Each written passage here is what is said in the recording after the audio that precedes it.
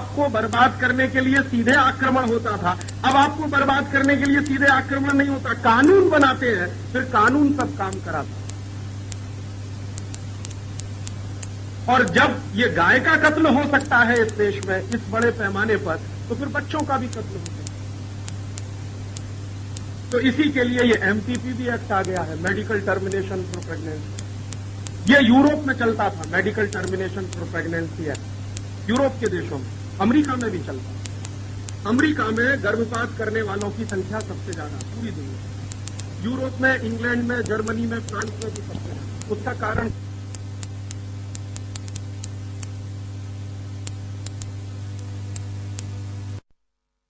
America में भी चलता है। अमेरिका में गर्भपात करने वालों की संख्या सबसे ज्यादा पूरी दुनिया, यूरोप में, इंग्लैंड में, जर्मनी में, फ्रांस में भी सबसे ज्यादा। उसका कारण क्या? उसका कारण सबसे बड़ा यह है कि वहां बिना शादी के बहुत सारे बच्चे पैदा होते हैं। और बिना शादी के बच्चे पैदा क्यों होते हैं वहां पर? उसका सबसे बड़ा कारण यह है कि वहां परिवार नाम की कोई चीज नहीं।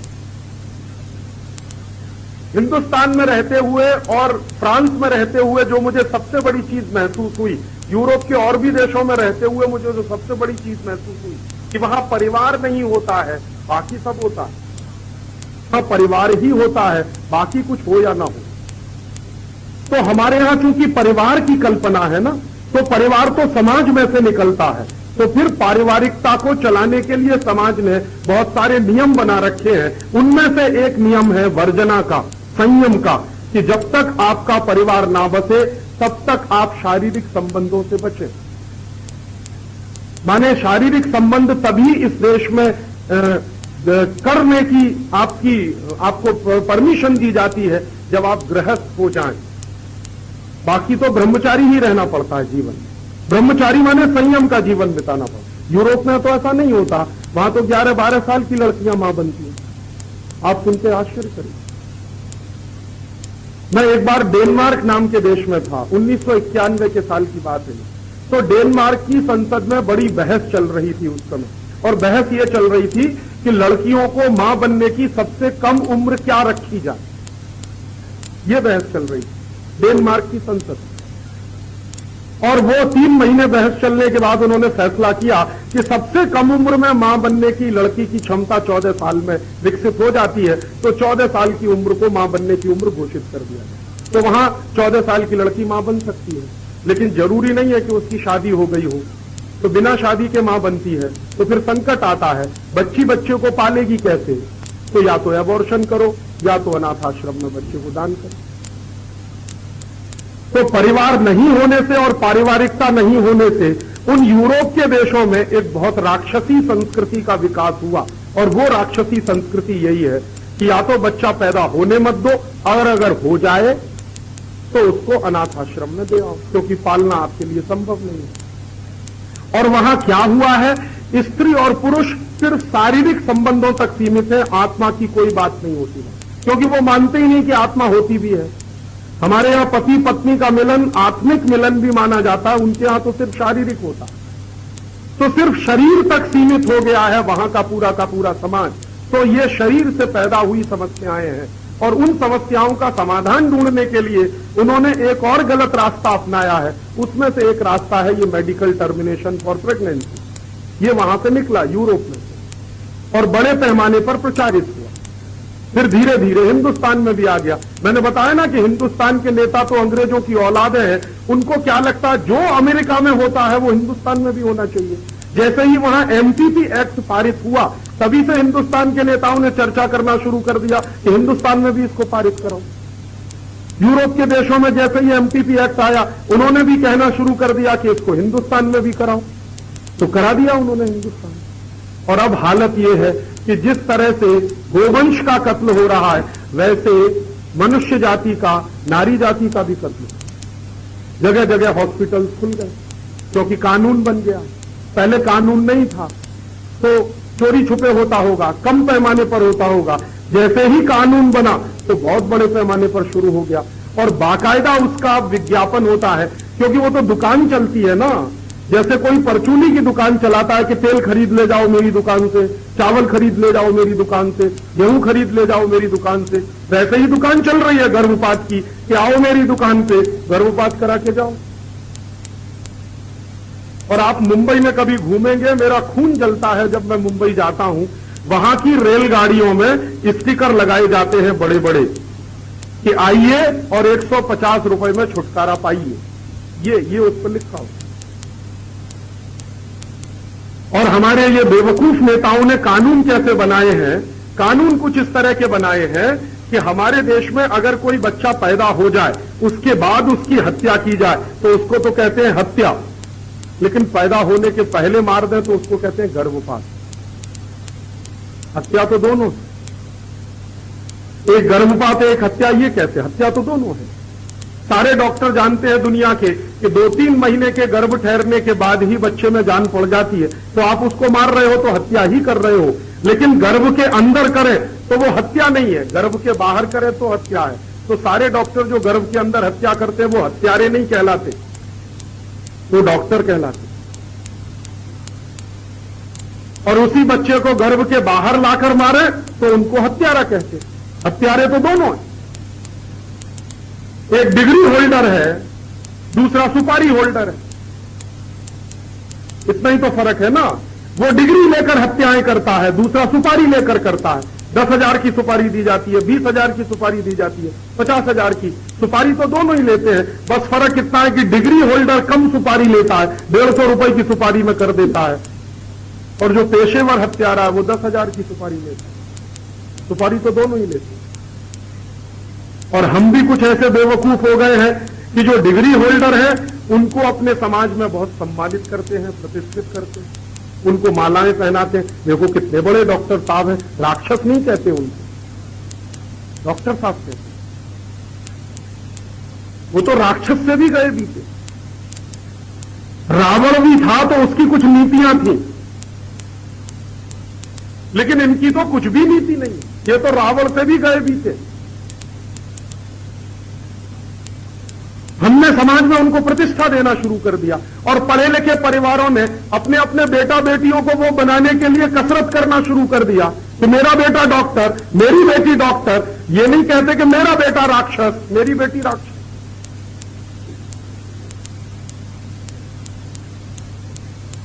और शादी ब्याह होगा तो पहली चॉइस है डॉक्टर मिले तो राक्षस ले आओ घर में। यही व्यवस्था चली ना। तो वो जो अंग्रेजों का बीज है हमारे भी दिमाग में घुस गया थोड़ा बहुत, और ये पढ़े लिखे हिंदुस्तानी के दिमाग में बहुत घुस। तो इससे उसकी प्रतिष्ठा बनती चली गई है। प्रतिष्ठा बनती चली गई है तो समाज उस पर उंगली नहीं उठाता। और एक ऐसा बड़ा भारी किचन बन चुका है, एक ऐसा बड़ा भारी षड्यंत्र जैसा बन चुका है कि हिंदुस्तान में ये एक बड़े पैमाने पर चलाओ, दो बड़े। और इन दोनों चीजों को कराने से गो हत्या होती रहे, जीव हत्या होती रहे, बच्चों की हत्या होती रहे, माने क्या है, हिंसा बढ़ती रहे। और जितनी जितनी हिंसा बढ़ती जाएगी तो उतनी उतनी अहिंसा के सिद्धांत से हम दूरी बनाते चले जाएंगे। और एक दिन अगर अहिंसा का सिद्धांत ही हमने छोड़ दिया तो भारतीय संस्कृति का तो सत्यानाश हो ही गया। फिर इस्लामी संस्कृति और भारतीय संस्कृति में क्या फर्क है?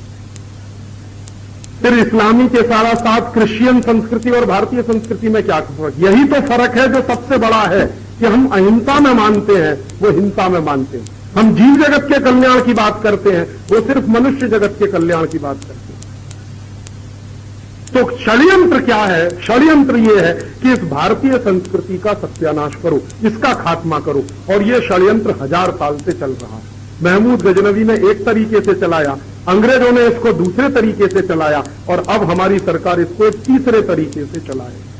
और अगर हमको यह समझ में आ जाए कि यह षड्यंत्र किन किन तरीकों से चलाया जा रहा है, तब इससे लड़ने की बात भी समझ में आने लगे।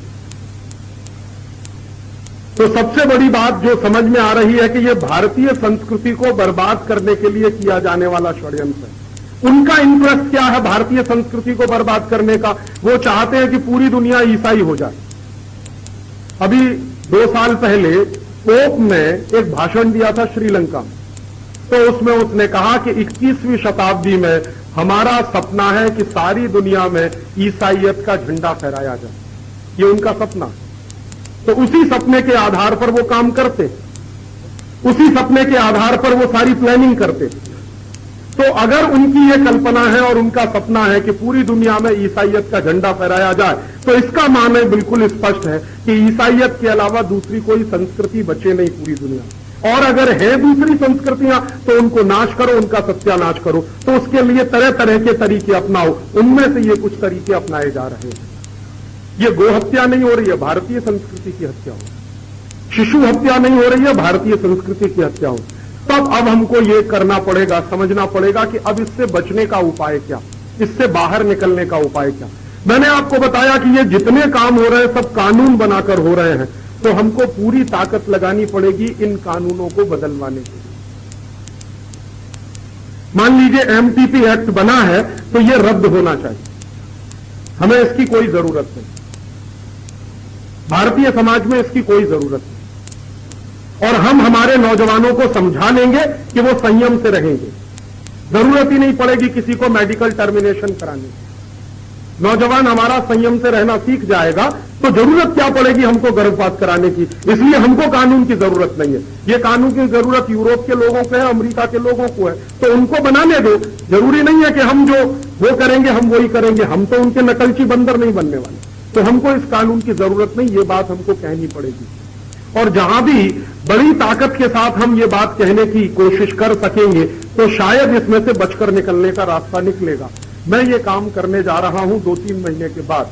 मैं सुप्रीम कोर्ट में एक बहुत बड़ा मुकदमा करने जा रहा हूं भारत सरकार के खिलाफ।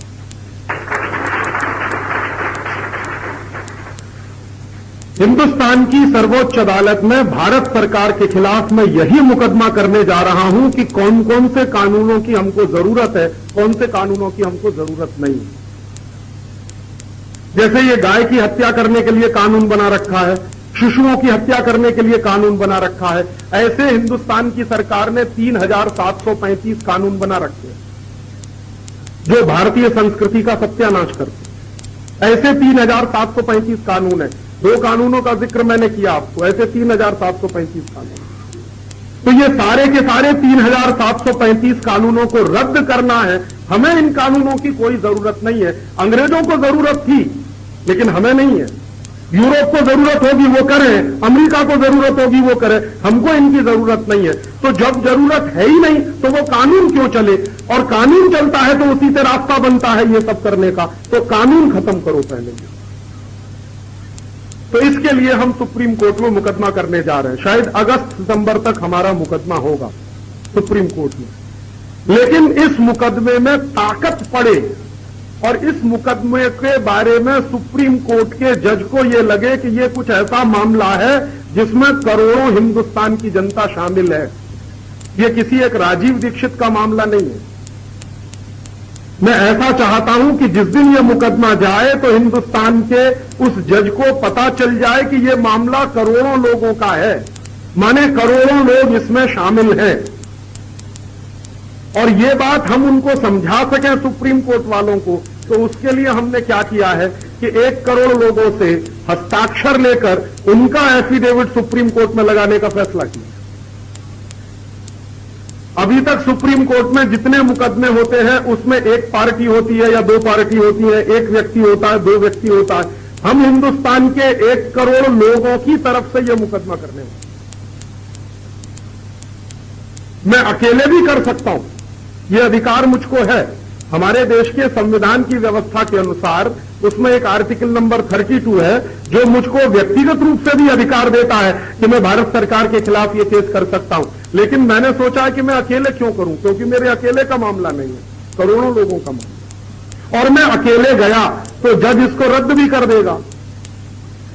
तो मैंने सोचा कि नहीं, मैं अकेले नहीं जाऊंगा, 1 करोड़ लोगों की तरफ से ये मुकदमे को लेकर। तो हिंदुस्तान के 1 करोड़ लोगों से आजकल हम हस्ताक्षर ले रहे हैं। अभी तक 30 लाख लोगों ने हमको हस्ताक्षर दे दिए, 70 लाख और दे देंगे अगले जुलाई अगस्त में। और जैसे ही 1 करोड़ की संख्या होगी वैसे ही हम वो मुकदमा करेंगे। और उस मुकदमे में जितनी ताकत बन पड़ेगी हम ये सिद्ध करेंगे कि कानून आदमी के लिए है, आदमी कानून के लिए नहीं। तुम कोई भी कानून बनाओगे तो पहले हमसे पूछकर हमारी जरूरत है कि नहीं है, तभी तो कानून बनेगा ना। सरकार अपने मन से कैसे तय कर सकती है कि हमारे मन में जो आएगा वो कानून हम बनाएंगे? क्योंकि सरकार तो नौकर है हमारी, हम तो मालिक है सरकार की। सरकार तो हमारे वोट पर चुनी जाती है ना, तो नौकर है वो तो हमारे। नौकर मालिक से बिना पूछे कोई काम कर सकता है? तो ये सरकार बिना हमसे पूछे कैसे काम करेगी? तो इस आधार पर और हम जितने कानून हैं उनके बारे में सिद्ध करेंगे कि ये सारे के सारे कानून राष्ट्र विरोधी कानून है, भारतीय संस्कृति विरोधी कानून है, भारतीय जनता के रास्ते में रोड़े अटकाने वाले कानून है। हमारे देश का जो लॉ है, नेचुरल जस्टिस का जो प्राकृतिक नियम और प्राकृतिक न्याय का सिद्धांत है, उसके खिलाफ ये सारे के सारे कानून है।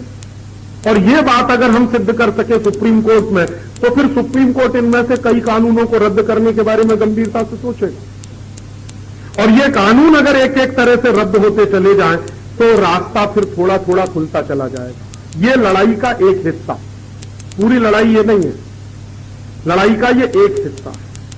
तो कानून को हटा लेंगे वहां से, लेकिन मानसिकता में जो बैठ गया है उसको भी हटाना पड़ेगा।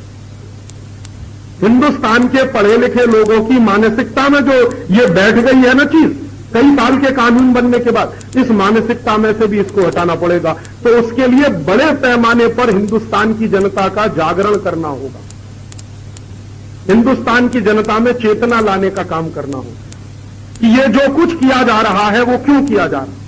नहीं तो कई बार क्या होता है कि हम कोई काम करने की कोशिश करेंगे, जनता का ही एक वर्ग खड़ा होकर कहेगा कि आप साहब ये क्यों करते हैं, इससे हमारी रोजी रोटी खत्म होगी। ये सब डॉक्टर हमारे खिलाफ चले जाएंगे कोर्ट में और कहेंगे आप तो हमारी दुकान बंद करा देंगे, दुकान बंद होगी तो हमारी जीविका कैसे चलेगी, जीविका नहीं चलेगी तो हमारा मौलिक अधिकार खत्म होगा। तो सुप्रीम कोर्ट में एक दूसरा मुकदमा लेके हमारे विरोधी आ जाएंगे। तो वो ऐसा ना कर सके, इसके लिए जनता में बड़े पैमाने पर जन जागरण करना होगा, ये दूसरा काम है। अब उस जन जागरण के लिए हमको प्रवक्ता चाहिए जो गांव गांव जा सके, गली गली जा सके, मोहल्ले मोहल्ले जा सके, लोगों को ये बात समझा सके। तो इसके लिए हम लोगों ने कुछ प्रवक्ताओं को तैयार करना शुरू किया है, लेकिन प्रवक्ता तैयार होने में समय लगता है। तो मैंने उसके लिए एक दूसरा रास्ता अपनाया, मैंने कुछ कैसेट बनाई है और वो कैसेट का लाखों की संख्या में प्रचार हो रहा है पूरे देश में, जन जागरण की स्थिति। और वो कैसेट का लाखों की संख्या के बाद करोड़ों की संख्या में जब प्रचार होना शुरू होगा, मैं मानता हूं कि हिंदुस्तान में 100 करोड़ लोग रहते, तो 100 करोड़ लोगों में से अगर 10 करोड़ लोगों ने वो बात सुन लिया, तो कम से कम वो और 10-10 को सुना देंगे, बता देंगे। अगर एक व्यक्ति ने सुना तो वो कम से कम 10 व्यक्ति को बताएगा। तो मान लीजिए 10 करोड़ कैसेट पूरे देश में फैल गई, तो हिंदुस्तान के 100 करोड़ लोगों के कान तक ये बात पहुंच जाएगी कि हम क्या करने वाले हैं या हम क्या करना चाहते हैं।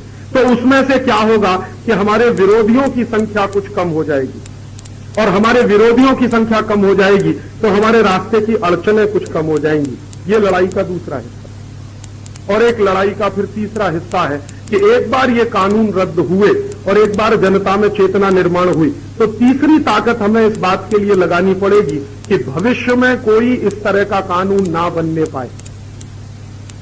माने भविष्य में कोई भी सरकार ऐसी कोशिश ना करे कि इस तरह का कोई कानून दोबारा से बन सके। माने तब क्या होगा, समाज की शक्ति को, धर्म की शक्ति को, माने धर्म की सत्ता को, समाज की सत्ता को राज्य की सत्ता से ऊपर ले जाना पड़ेगा। माने राज्य सत्ता पर कंट्रोल या तो समाज सत्ता करेगी या तो धर्म सत्ता करेगी। आज क्या हो गया है, राज्य सत्ता धर्म सत्ता से ऊपर आ गई है, राज्य सत्ता समाज सत्ता से ऊपर आ गई है। तो ये राज्य सत्ता को धर्म सत्ता के नीचे लाना है, वही उसकी जगह है। हमारे यहां धर्म सत्ता प्रमुख होती है, नीचे समाज सत्ता होती है, राज्य सत्ता तो उससे भी नीचे होती है। तो भारतीयता की जो संस्कृति रही है उसी के हिसाब से इस सत्ता को नीचे लाना। तो अब आपसे एक आखिरी निवेदन, क्योंकि मेरा समय पूरा हो गया, कि आप पूछेंगे हम इसमें क्या कर सके। आप इस पूरे काम में जितनी शक्ति से मदद कर सके करिए। सबसे बड़ी मदद आप क्या कर सकते हैं जो सबसे आसान है, मैंने कहा कि हमको हिंदुस्तान के करोड़ों लोगों तक ये संदेश पहुंचाना।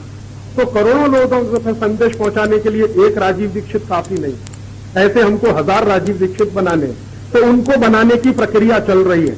ऐसे मैंने अभी तक 18 प्रवक्ता बनाए मेरे जैसे, वो पूरे देश में घूम रहे हैं, गांव गांव घूम रहे हैं, प्रचार कर रहे हैं। धीरे धीरे उनकी संख्या और बढ़ रही है। तमिल में, तेलुगु में, कन्नड़ में, मलयालम में, दक्षिण की सारी भाषाओं में बात करने वाले प्रवक्ता तैयार हो गए। उत्तर की भाषा में बात करने वाले, पश्चिम भारत की भाषा में, गुजराती में, मराठी में बात करने वाले प्रवक्ता तैयार हो रहे हैं। तो 100 प्रवक्ता तैयार करने।